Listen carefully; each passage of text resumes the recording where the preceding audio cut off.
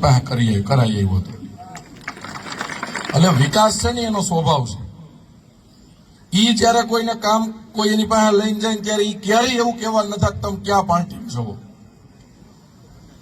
અને તમે બધા હૃદય ઉપર હાથ મૂકજો. આટલા બધા વડીલો બેઠા છે કે જસદણ અને વિછિયાની નદીઓમાં પાણી આવે આપણે કોઈ વિચાર્યું હતું? સોગંદ ખાઈને કહી દો વિચાર્યું હતું? એક માત્ર આભારી આને કહી શકાય ને. આ વાત હું એટલા માટે કરું છું કે જ્યારે આપણો સૂરજ સોળે કળાએ ખીલેલો હોય ને, તમે એક ઘટનાની યાદ કરો કે સતયુગમાં રામચંદ્ર ભગવાન જયારે યજ્ઞ કરતા ને,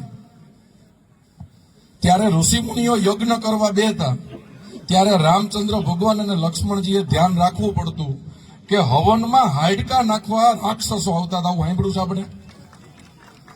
તો તમારે અહીંયા તમારો દી હજી ખોલવાનો છે, તમારો સૂરજ સોળે કળાએ ખીલવાનો છે, તો અહીંયા હવનમાં હાડકા નાખવા રાક્ષસો આવશે.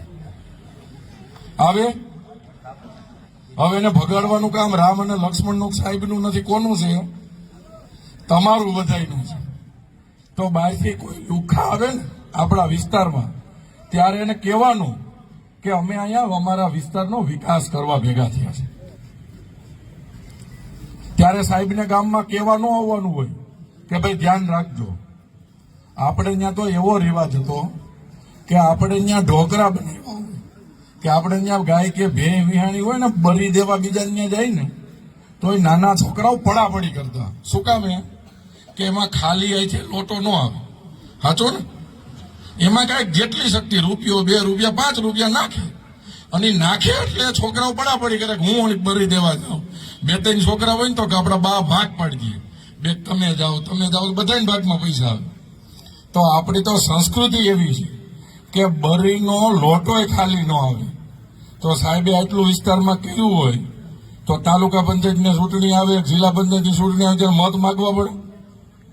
તો તમને એમ લાગે કે એ ચૂંટણી ટાણે કોઈ નહીં આવે લુખાવ? એ આવવાના છે, એનું કામ કરવાનું છે.